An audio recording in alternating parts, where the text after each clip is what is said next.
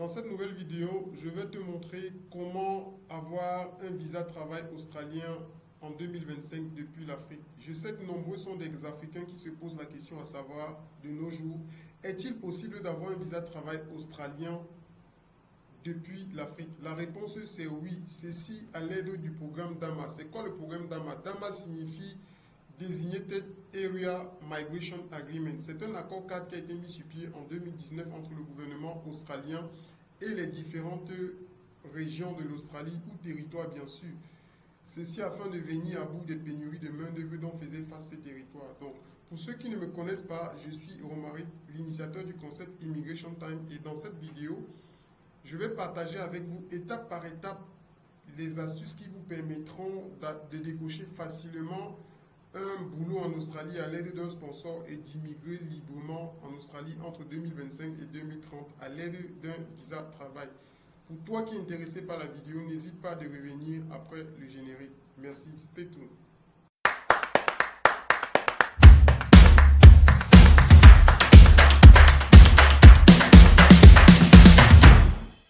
Salut à toi qui me regarde et merci d'être revenu après le générique. Donc, je vous ai dit dans cette vidéo est consacrée uniquement au visa travail australien pour l'année 2025 à 2030.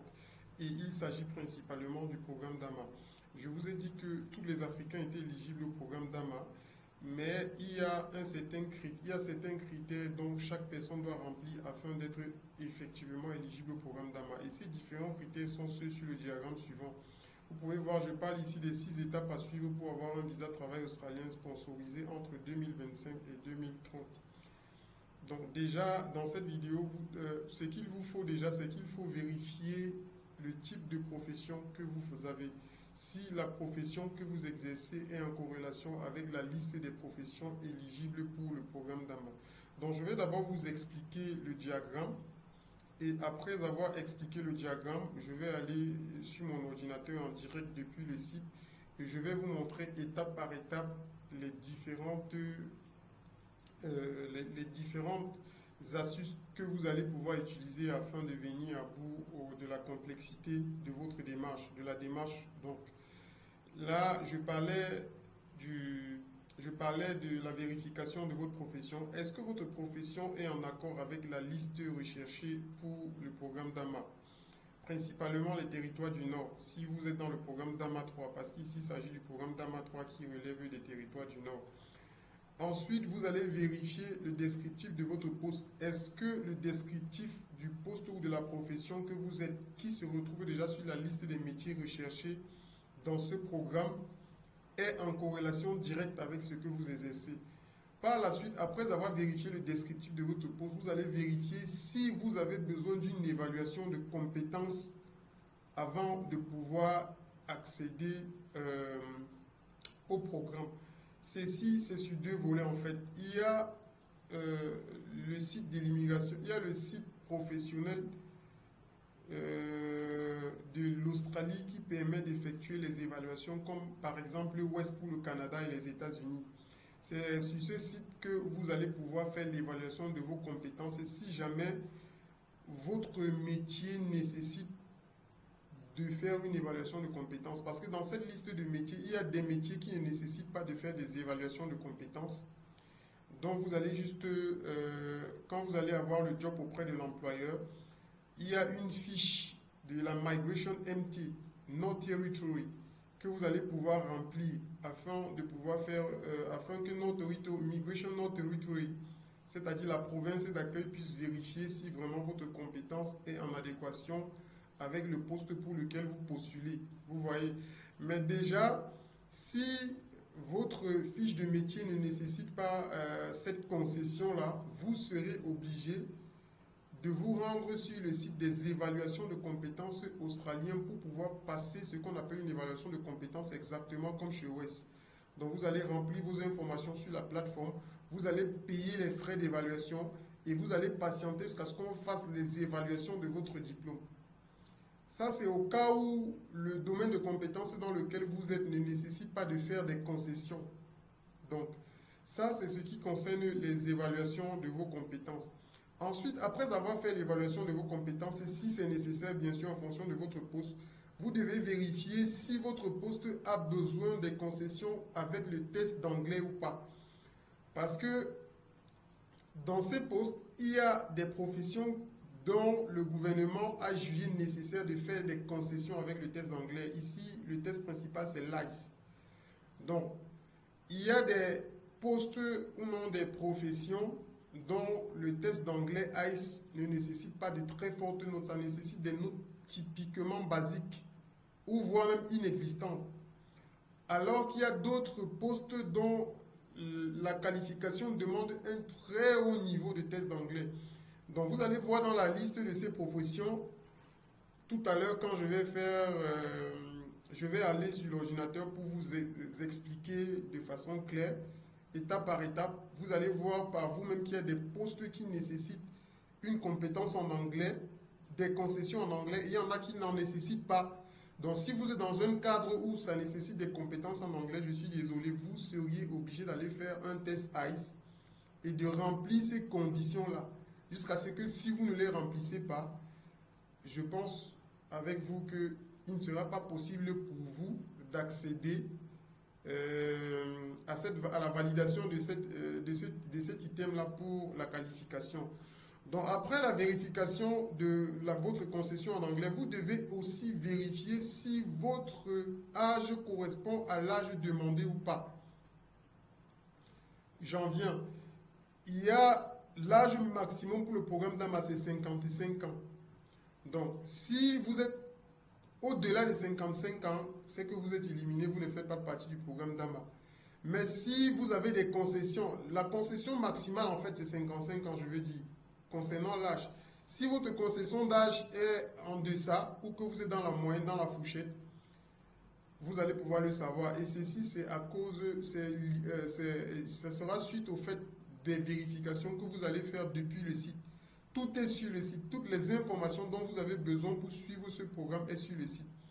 Et par la suite, maintenant, vous allez découvrir le site australien qui vous permettra de pouvoir monter votre CV par vos propres moyens. Et pour tous ceux qui auront des problèmes à faire le CV australien, nous serons là pour les accompagner. Il n'y a aucun problème à cela. Donc, de façon claire, voilà une explication des prérequis qu'il vous faut afin d'accéder au programme DAMA. Donc, si jusqu'ici, il y en a certains parmi vous qui n'auront pas la capacité de pouvoir remplir cela, je serais désolé de vous dire que ce programme ne vous appartient pas. Ce n'est pas un programme qui sied avec votre profession ou non avec certains des acquis que vous avez. Donc maintenant, tout de suite, je vais aller sur mon ordinateur et on va essayer de décortiquer ça point par point. Donc déjà, on va commencer par la vérification de profession.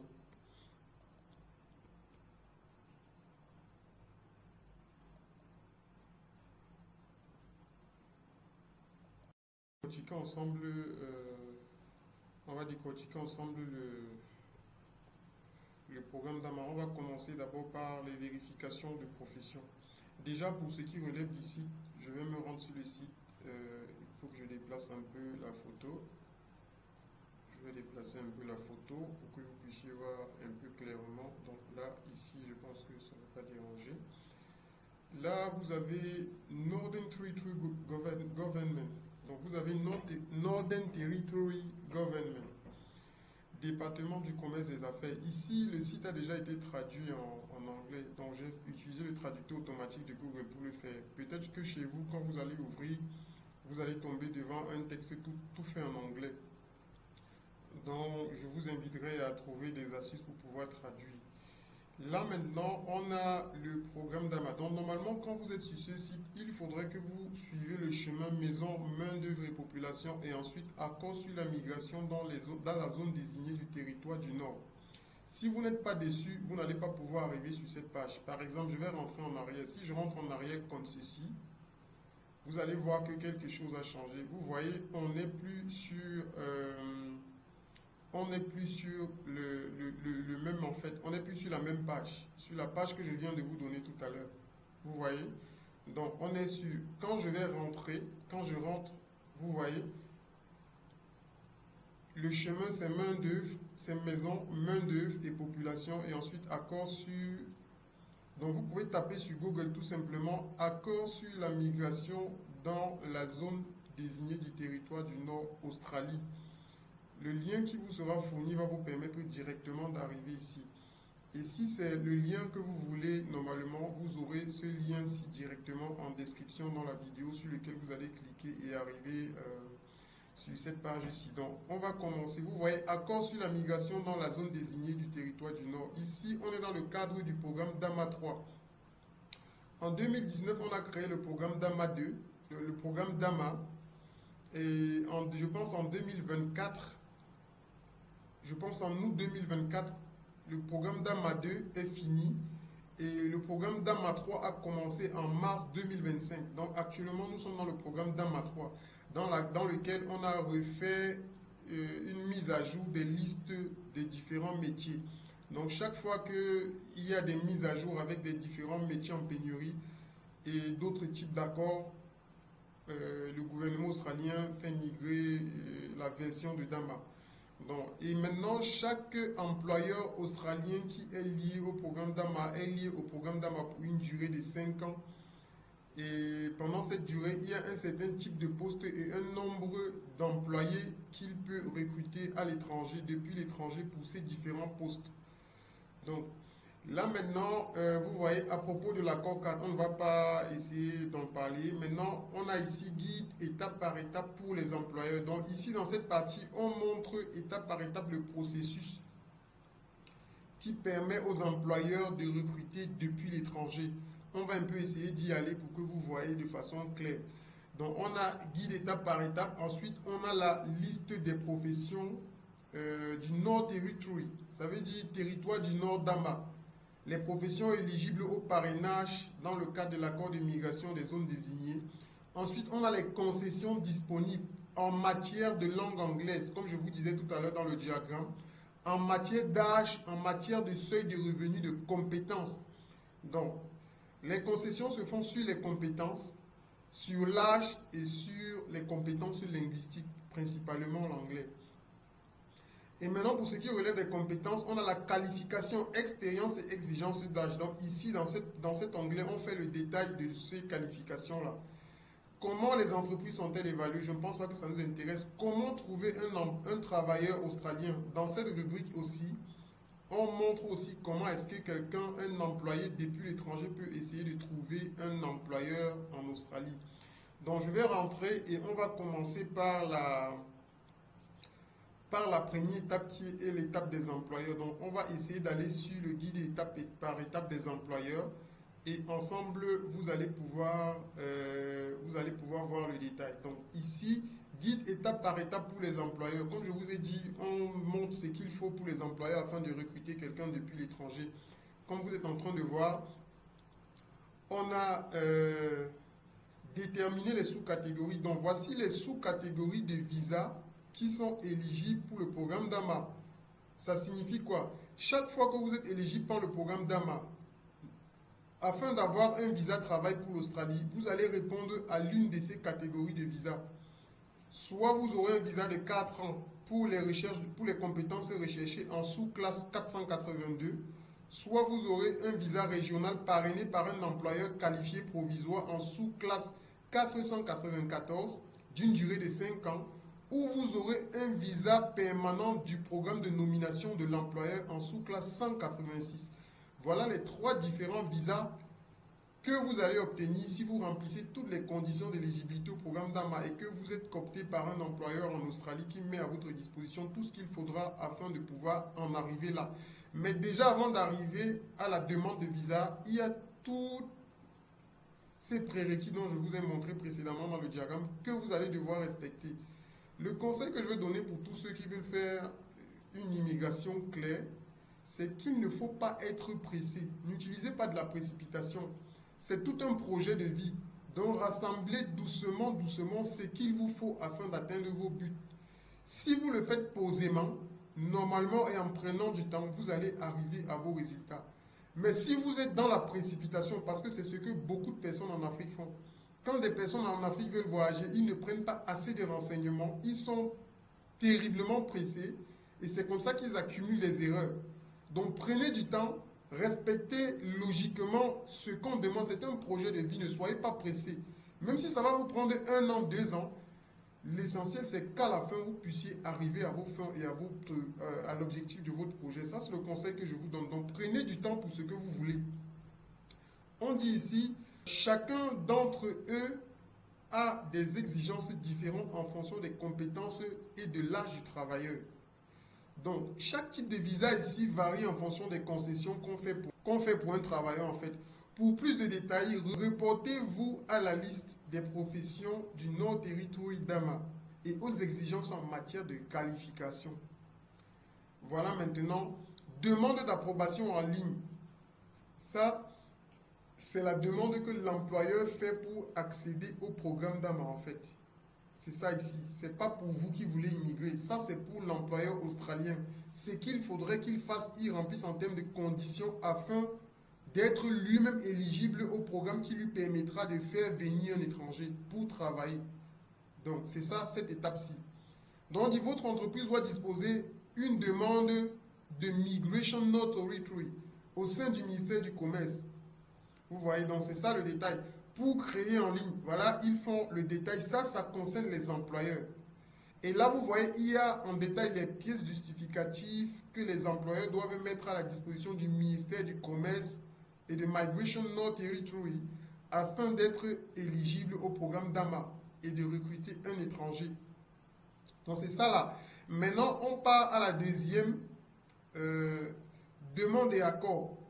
Donc là, on a cité la checklist de ce que l'employeur doit donner à l'étape 1. Maintenant, à l'étape 2, on dit comment est-ce que l'employeur va procéder afin de... On dit des instructions supplémentaires sur la manière de déposer la demande d'accord de travail seront envoyées par courrier électronique si l'entreprise est approuvée avec succès. Donc, vous voyez qu'on part d'abord, on donne la checklist de ce qu'il faut à l'employeur et les conditions. Ensuite, on oriente l'employeur comment est-ce qu'il va faire pour accéder au programme. Vous voyez, le contrat de travail sera valable pour une période de 5 ans. Le contrat de travail ici, c'est le contrat de travail entre l'employeur et le gouvernement australien et non vous. Donc, vous voyez que chaque entreprise australienne qui est éligible au programme d'AMA est éligible pour une durée maximum de 5 ans. Peut-être c'est renouvelable, je n'ai pas d'informations, je ne donne pas les mauvaises informations aux gens. Je me fie à ce qui est sur le site. Par ailleurs, maintenant, on a ici les qualificatifs. Identifier un travailleur qualifié. Ici, on montre dans le programme comment est-ce qu'un employeur fait pour coopter un employé étranger qu'il va faire venir. Et là, maintenant, ce qui est nécessaire, les évaluations de compétences. Certains métiers nécessitent une évaluation de compétences en plus sur la qualification et l'expérience.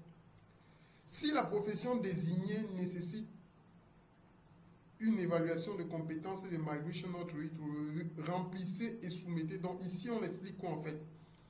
Si on est face à une compétence ou un métier qui demande une qualification et une évaluation de la qualification,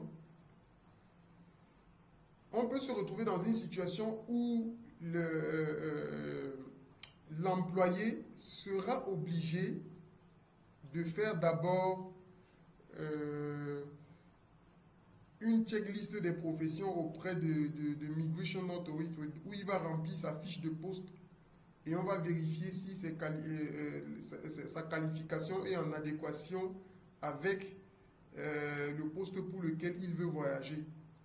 Et ça, c'est une fiche qui est mise à la disposition de l'employé par l'employeur. Et lorsque l'employé va remplir la fiche, il doit faire parvenir cela à l'employeur et c'est l'employeur qui soumet auprès de Migration Authority. Et quand la compétence de l'employé est validée, c'est dès lors que l'employeur sera en même de pouvoir recruter l'employé. Donc ça fait juste partie de l'un des facteurs qui est sur le facteur compétence. Donc si par exemple je veux télécharger pour l'ouvrir, je vais essayer de télécharger, on va l'ouvrir et ensemble vous allez voir à quoi est-ce que la fiche ressemble. Donc déjà, elle était même déjà ouverte. Mais là, on va patienter, vous allez voir à quoi est-ce que la fiche ressemble. Donc vous voyez, c'est Migration Not Retail Skill Assessment Application. Donc ici, Ça, c'est que si l'employeur te recrute et no, Migration Authority trouve que c'est nécessaire quand même de te faire une évaluation de compétences, ils vont te donner cette fiche de rempli que tu vas donner à l'employeur par la suite. C'est deux fiches. C'est celle-ci que tu vas remplir, tu vas donner à l'employeur. Et ensuite, il y a la seconde fiche. Il y a la seconde fiche qui est celle, la deuxième, c'est celle-ci aussi, que tu vas... ça, c'est pour les déclarations de nomination que tu vas aussi remplir. Donc, ces fiches-ci, ce sont normalement souvent les employés qui vous donnent, mais je vous donne les informations claires que vous devez avoir lorsque vous suivez le processus. Ça, c'est pour vous faire éviter des arnaques que vous allez voir des personnes qui vont vous dire, on fait le visa travail Australie, il va vous prendre l'argent, ensuite vous n'allez vous retrouver dans aucun de ces processus-ci dont il va falloir remplir. Ça va commencer à lever l'équivoque sur le fait de l'arnaque dans lequel vous êtes en train de vous retrouver. Parce que si vous êtes face à quelqu'un qui veut vous faire immigrer en Australie ou qui veut vous accompagner et qui ne respecte pas ce processus, soyez-en sûr qu'à 99,9%, il est en train de préparer quelque chose avec lequel il va vous arnaquer. Donc vous voyez à quoi ressemblent les fiches. Ça sont les fiches pour les Nominee Declaration of Qualification and Work Experiences for Migration Law Territory Skills Assessment Application. Donc vous voyez, on a a relevant application, relevant qualification, include only qualification relevant to the nominate occupation, qualification, instruction, institution, country, date of completion. Donc on a la qualification, par exemple, disons que vous êtes maçon, ou non, que vous êtes ingénieur en génie civil, c'est votre qualification. Disons que vous avez un bachelor, ce qu'ils appellent baccalauréat par exemple au Canada. Vous avez un bachelor technologique en génie civil, c'est votre qualification. Vous avez l'institution, vous avez ce bachelor, disons l'université de Douala. Si c'est au Cameroun, vous mettez le Cameroun comme pays, vous avez la date à laquelle vous avez eu cette qualification. Donc, si vous êtes dans un niveau de compétence où vous n'allez pas pouvoir avoir de qualification, vous n'avez pas la qualification, vous devez justifier cette qualification avec de l'expérience. En fait, quand on va arriver dans le site des qualifications, vous allez voir, donc c'est comme ça que ça fonctionne. Si par exemple on demande un niveau de compétence 2, et que ce niveau de compétence 2, c'est un niveau de compétence qui demande un bachelor dans votre domaine, qui est la qualification, si vous ne parvenez pas à justifier que vous avez ce bachelor, vous deviez justifier au moins que vous êtes dans ce domaine pendant peut-être 10 ans ou 5 ans. Ce qui prouve qu'avec l'expérience du travail, vous pouvez équilibrer la qualification qu'on vous demande en termes de diplôme. Vous voyez en fait ce qui se passe avec les affaires de qualification. Donc on va revenir sur le site, on va évoluer un peu plus rapidement. Donc ensuite on a la demande de nomination. Votre entreprise soumet une demande de nomination auprès du gouvernement australien pour chaque travailleur étranger que vous souhaitez employer dans le cadre de notre Retro-Dama en utilisant Immigration Account. IMI Account, ça veut dire quoi? Ça veut dire qu'ici, après avoir vérifié tout et complètement, l'employeur va aller sur ce site-ci avec son login et pouvoir faire une invitation à vous nominer. Donc, il va aller déclarer auprès du gouvernement australien que je veux faire venir cet individu-ci dont on a déjà vérifié les qualifications et tous les prérequis qui étaient nécessaires pour que je l'emploie. Il va faire la demande de nomination.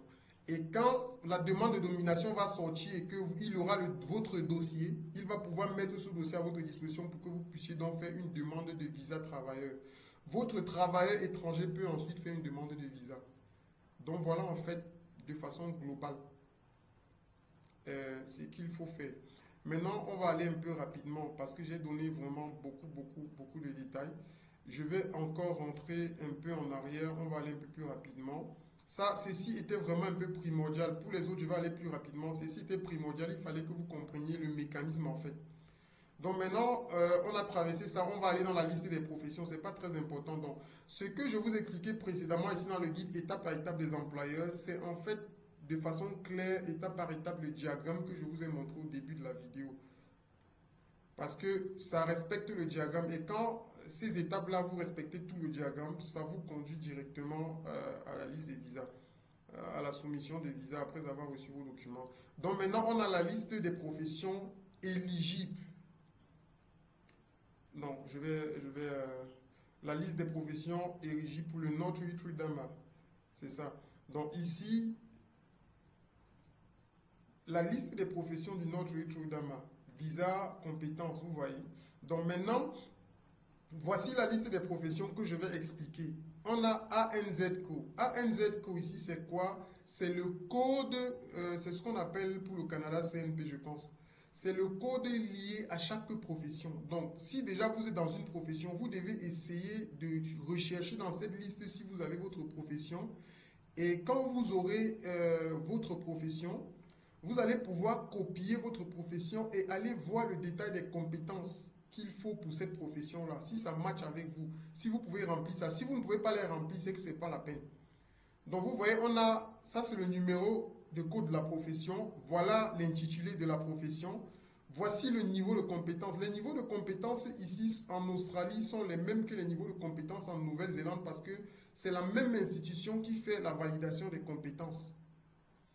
Donc, partant, on parle de la compétence 4 à la compétence 1. Et la compétence la plus évoluée, c'est la compétence 1. Donc, si vous êtes à un niveau de compétence et à un niveau de compétence 1, les exigences seront très fortes. Donc, vous voyez, par exemple, ici, on a un niveau de compétence 2. Il n'y a pas de concession en anglais avec les niveaux de compétence 2. Vous allez faire ce constat-là. Le niveau de concession avec l'âge, oui. Pour, comment je vais dire? Pour l'âge, c'est 55 ans. Maintenant, exigence en matière de qualification et d'expérience. Ça, ici, c'est un ramassé, en fait, de la fiche de poste. Si j'essaye de cliquer dessus, vous allez voir un peu ce qui va se passer. Vous voyez ici, ils font un ramassé et un descriptif du détail et des exigences. Vous voyez? Donc ici, c'est comment je vais dire, un condensé des détails des exigences de cette fiche, de cette ligne-ci. C'est le niveau B. Dans le niveau B, voilà les exigences. Les candidats doivent répondre à l'une des conditions suivantes. Soit le candidat doit être titulaire d'une qualification pertinente et équivalente à un diplôme AQF et d'une expérience professionnelle à temps plein, ou lorsque l'ANZCO, ESCO, autorise l'expérience professionnelle en remplacement des qualifications justifiées d'au moins 3 ans. Donc ici, il y a deux situations. Soit vous avez un diplôme qualificatif qui est équivalent au niveau 1. Je pense que c'était niveau 1, je pense. Non, au niveau 2. Soit vous avez de l'expérience de travail qui répond à ce niveau-là et qui sera justifié. Donc, vous voyez, on dit justifié par au moins 3 ans. Donc, il vous faut au minimum 3 années d'expérience justificative pour pouvoir compenser ce diplôme-ci que vous n'avez pas, ce certificat d'équivalence AQF. Il y en a d'autres que c'est plutôt ce qu'on appelle le bachelor. Donc, je vais revenir, par exemple, si je viens, par exemple, comptable général. Si on prend un peu pour un comptable général, vous allez voir. Le titulaire est d'un baccalauréat. Donc, pour un comptable général, il faut qu'il ait une licence, ce qu'on appelle chez nous une licence, un bachelor supérieur, ou qu'il ait des justificatifs d'au moins 5 ans d'expérience professionnelle à justifier. Et si maintenant, on veut aller, voilà maintenant l'exigence en termes d'âge. Vous voyez, il y aura l'exigence en termes d'âge, avoir moins de 55 ans. Donc, c'est un peu le détail. Vous allez scroller et vous allez pouvoir voir par vous-même assez de détails. Prenez le temps de lire et de comprendre exactement dans quelle situation. Et ici, on vous indique exactement quel type de visa sera bon pour ce type de personnes. C'est le visa 494. Donc, ça sera la catégorie 494 qui donne accès à un visa de 5 ans et qui va se terminer après par une résidence permanente. Donc, voilà les exigences sur ce plan-là. Donc, je vais quitter et je vais revenir dans la liste des professions et on va continuer.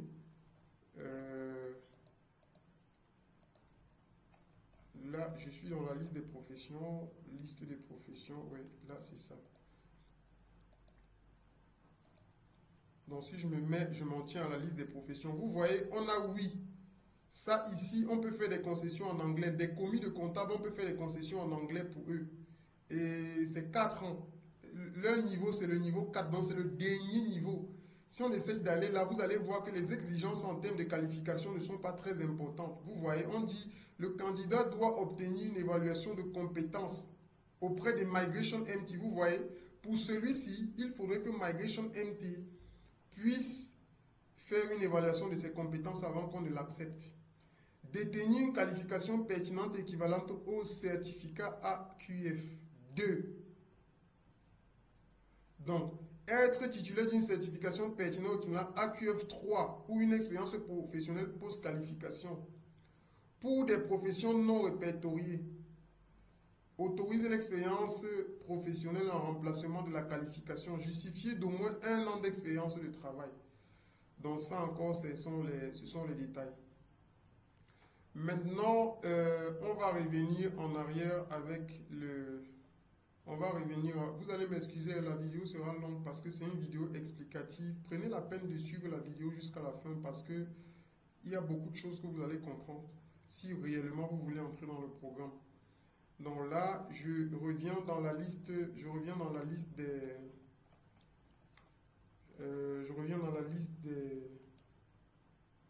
des professions. On va continuer. Donc là, vous voyez maintenant, vous avez chaque profession et chaque profession répond à certains critères. Donc si vous cliquez ici, vous allez voir les critères qu'il faudra en termes de compétences pour cette profession-là. Maintenant, si on part, on essaie de vérifier les exigences en matière de concession. On va aller sur les exigences en matière de concession. Déjà, si vous voulez avoir le descriptif de chaque poste, voilà par exemple, voici le poste de comptable. Pour le poste de comptable, vous allez vous rendre sur le site d'évaluation. Il y a deux mises à jour. Il y a la mise à jour de l'ancien site et pour le nouveau site. Ça, c'est la mise à jour de 2024. Il y a certaines professions qui ne sont pas répertoriées ici. Mais dans l'ancienne de 2022, il y a des professions qui sont répertoriées. Donc, on va tester avec les deux. Je vais ouvrir les deux plateformes. Je vais d'abord ouvrir celle de 2022, qui est celle-ci, le temps que ça charge. Et ensuite, je vais ouvrir celle de 2024. On va se mettre sur les deux sites. Donc, voici le site de 2024. Ça, c'est le site de 2022, c'est-à-dire l'ancien site. Et ça, c'est le site de... C'est encore en train de charger. Ça, c'est le site de 2024. Vous voyez, c'est libéré le 12 juin 2024. Ici, ça, c'est le nouveau site. Et ça, c'est l'ancien site. On va vérifier le code de profession dans chacun des sites si ça apparaît. Si ça n'apparaît pas dans le nouveau site, on va essayer d'aller dans l'ancien. Le nouveau n'a pas beaucoup de choses. Vous voyez, ça ne trouve pas. Donc, on va aller dans l'ancien site. Ce qui est sûr, c'est que dans l'ancien site, on va pouvoir l'avoir. Maintenant, on est dans l'ancien site, ça va chercher, vous allez voir, voilà autre directeur d'hébergement et d'accueil. Donc ici maintenant, on aura le détail du descriptif de poste, ce qu'on peut appeler chez nous une fiche de poste, ainsi que le niveau de compétence qu'il faut pour ce poste-ci. Donc regardez, niveau de compétence indicative, la plupart des professions de ce groupe la plupart des professions de ce groupe ont un niveau de compétence correspondant aux qualifications à une expérience décrite ci-dessous. Diplôme d'associé AQF, diplôme avancé ou diplôme de niveau de compétence ANZ-SCO 2. En Nouvelle-Zélande, c'est le NZQF, niveau de compétence ANZ-SCO 2. Au moins 3 années d'expérience pertinente pour remplacer les qualifications. Donc, si on se retrouve dans une situation où vous n'avez pas ces diplômes, il faudrait que vous démontrez les 3 années d'expérience pertinente dans le domaine. Maintenant, exploitation de chambre, responsable de village de retraite, gestionnaire d'hébergement. Vous voyez, vous avez un détail des différentes sous-professions liées à ça. Et cela relève à la compétence numéro 2. Niveau de compétence 2. Si on revient dans la liste ici, vous voyez que c'est le niveau de compétence 2. Donc, chaque fois que vous avez votre numéro de code, vous pouvez voir ce qui est associé à cela. Si par exemple, on va aller avec les opérateurs de... Je vais mettre dans l'ancien site encore toujours. On va voir.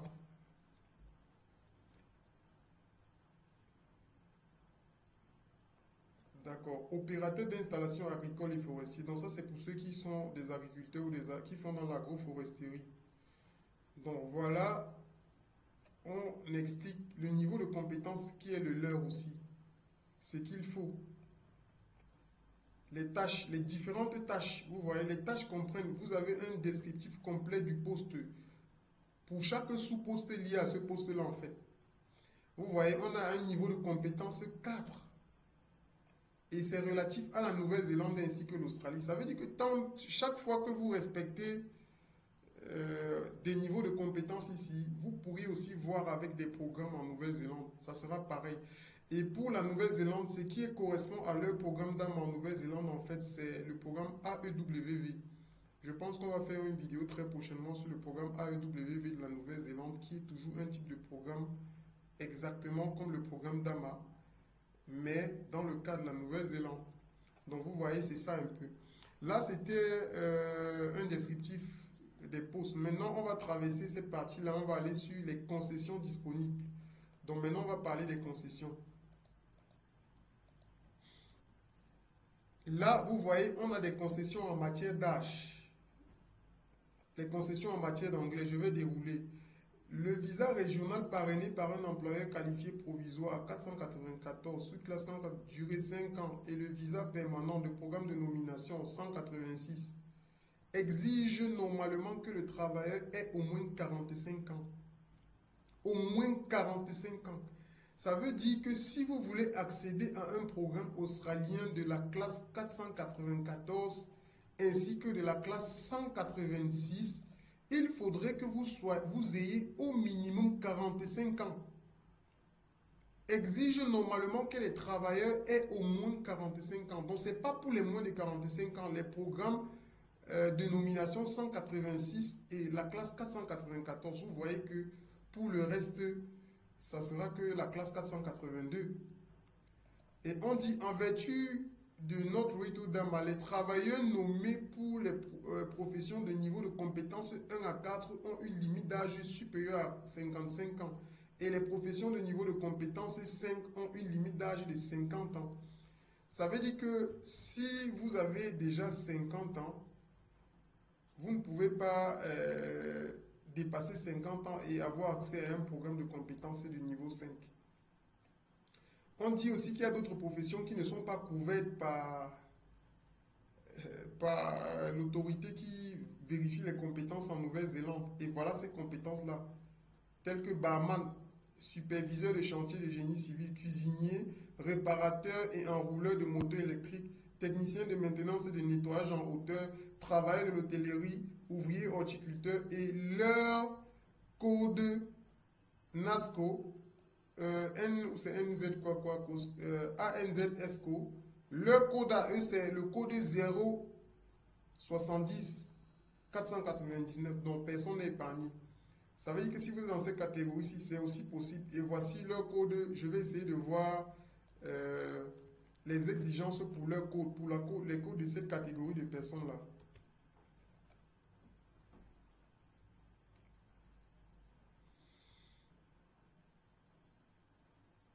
Ici, dans l'ancien système, on ne trouve pas. Je vais aller dans le nouveau système. On va voir si c'est possible dans le nouveau système. Puisque c'est une mise à jour, peut-être que c'est possible dans le nouveau système. Dans le nouveau système non plus, c'est pas possible.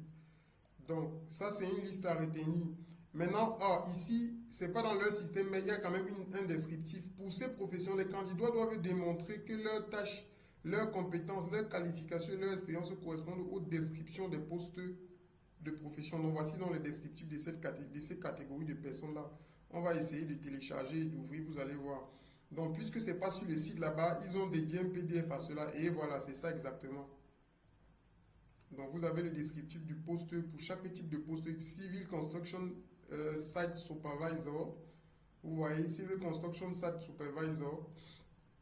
Bar Attendant Supervisor. Vous voyez, donc il y a les descriptifs, leur fiche de poste ici. Ça, c'était pour... non, je vais rentrer. Bon, ça, c'était les concessions pour les qualifications. Maintenant, on parle les concessions en termes d'âge, je veux dire. Donc, il faut faire attention, il faut bien lire cela pour savoir si vous êtes éligible. Ensuite, ici, on a les concessions en anglais. consultez la liste des professions du Nord Territoire d'Ama pour voir si votre profession bénéficie d'une concession en anglais. Oui, cette liste-là, c'est ça ici. C'est cette liste-ci dont on a parlé un peu plus loin précédemment. C'est cette liste-là ici. Donc vous voyez, on dit de vérifier ici pour savoir si vous avez des concessions en anglais ou pas. Vous voyez, on a des oui et des non. Donc, si les concessions en anglais sont disponibles pour la profession que vous avez désignée, le travailleur doit répondre aux critères suivants. Ça veut dire que si c'est oui en termes de concessions en anglais, voici les conditions que vous devez remplir. Visa de compétence sous classe 482, visa demandé 482. Il faudrait avoir au minimum entre 4 de score pour l'ICE ou 4,5. Donc voilà ce qu'il vous faut. Mais si vous êtes dans une catégorie ENS pour un visa pour la nomination, il faudrait avoir un score de 5 ou un score de 4. Un score minimum de 4 et un score global de 5. Donc voilà les concessions. Maintenant, on a les concessions en termes de revenus. Ici, c'est la somme qu'il vous faudra détenir pour pouvoir vous installer pour les premiers jours quand vous allez pouvoir arriver en Australie. Les prestations, mais la majorité des temps, les employeurs font l'effort de couvrir une certaine somme. Donc là, vous allez prendre le temps de venir aussi ici vérifier. Tous les travailleurs employés dans le cadre de notre étude doivent être employés selon les conditions d'emploi australien et être payés au moins le salaire versé à un travailleur australien qualifié expérimenté. Donc il y a une certaine somme salariale que l'employeur doit vous donner. On vous traite exactement comme on traite les travailleurs qualifiés en Australie. On ne va pas vous employer pour des bas salaires. Donc prenez le temps de connaître exactement quand quelqu'un vous propose les salaires que vous allez gagner, de comprendre la démarche. Donc je pense que on a fini avec cette partie-là. Maintenant, on va aller dans la partie comment trouver du travail. Déjà, pour la partie comment trouver du travail, on va aller concessions. On a fini avec les concessions. Comment trouver du travail? Voilà la partie qu'il faudra. Donc, comment trouver du travail ici? Vous avez une liste. Déjà, nous pourrons mettre à votre disposition une liste de... Ça sera quand même pour une petite valeur d'environ 5 $. Ça sera juste pour nous motiver. On pourra mettre à votre disposition une liste d'environ 2000 employeurs australiens qui sont accrédités par le programme DAMA, dont 2000 travailleurs australiens qui recrutent, qui ont cette capacité-là de recruter les étrangers, avec des adresses mail dont vous pourriez faire des demandes spontanées. Cela vous permettra de pouvoir aller facilement à la quête de votre recherche d'emploi en Australie. Et aussi maintenant, vous avez aussi des agences de recrutement. Là, ça c'est le site des agences de recrutement qui sont reconnues par l'État en Australie et qui recrutent dans le cadre du programme DAMA. Il faut bien faire la différence. Donc ça sont des agences de recrutement qui sont dans le nord de l'Australie. Vous voyez, c'est Darwin NTE qui recrute pour le programme DAMA, qui sont affiliés à ce programme-là. Donc vous avez toutes ces agences-là ici avec leurs adresses mail et leurs numéros de téléphone. Pour ceux qui veulent encore plus en savoir, ces trucs sont par catégorie. On pourra aussi faire une liste d'un fichier dans lequel vous allez pouvoir avoir cela. Vous allez avoir ça, le lien de ça en description. Ça, vous pouvez télécharger ça gratuitement. On va tout arranger ça pour vous. Là, ça vous permettra de pouvoir communiquer avec ces agences-là et de voir comment arriver à bout de vos projets. Donc, c'est ça ici. Vous avez... Maintenant, pour ce qui relève des emplois, on a aussi des sites, tout autres sites, comme des sites qui font le recrutement. Vous avez Care One, vous pouvez avoir du travail. Maintenant, le meilleur site parmi ces sites-ci, c'est le site... il y a un site Australia Workforce. Australia Workforce. Ils ont aussi un site pour l'Angleterre. Non, ça c'est pas Australia Workforce. Je pense peut-être c'est ceci. Donc avec Australia Workforce, vous pouvez trouver des employeurs par catégorie qui veulent des travailleurs étrangers. Mais avant déjà de venir sur Australia Workforce, ce que je vous invite de faire, c'est de venir d'abord sur le tout premier site qui est celui-ci, qui est le site réel du gouvernement australien qui permet à toute personne de pouvoir avoir un CV. Donc c'est Territory Work Connect. Donc sur ce site-ci, vous pouvez d'abord faire votre CV australien, vous voyez, RCV. Vous vous connectez, vous faites vous-même votre CV australien, vous remplissez toutes les conditions qu'il faut pour faire un CV australien. Et ensuite, quand vous allez faire le CV australien, vous allez le télécharger. C'est très facile à faire. Pour le faire, il faut d'abord essayer de vous connecter, de rejoindre. Quand vous allez aller à rejoindre, ensuite, vous allez vous connecter, vous allez remplir vos identifiants, vous vous connectez, vous allez créer le CV. Quand vous allez créer le CV, vous allez pouvoir le télécharger jusqu'à ce que vous ayez votre CV en main. Maintenant, avec ça, vous pourriez venir sur Workforce Australia. Ça, c'est le meilleur des sites, de tous ces sites. Sur Workforce Australia, ici, vous allez procéder par tri. Par exemple, si je prends une profession ici, je vais prendre une profession, si je me remets sur ces listes de professions, si par exemple, si je vais chercher quelque chose dans le domaine des installations agricoles et que je viens sur Workforce, je vais mettre les mots-clés qui vont avec, par exemple, un truc ce genre. Je peux même mettre agricole et horticulture, j'efface l'autre, vous voyez. Et ensuite, ce que je vais faire, c'est que je vais dire, par exemple, non, qu'est-ce que je fais là? Non, je me suis trompé. Ici, vous allez mettre sponsorship. Là, c'est pour que le système puisse vous donner des employeurs qui ont besoin de recruter les étrangers. Donc, c'est pour ça que vous mettez son sponsorship. Pour les territoires du Nord, vous pouvez mettre Nord.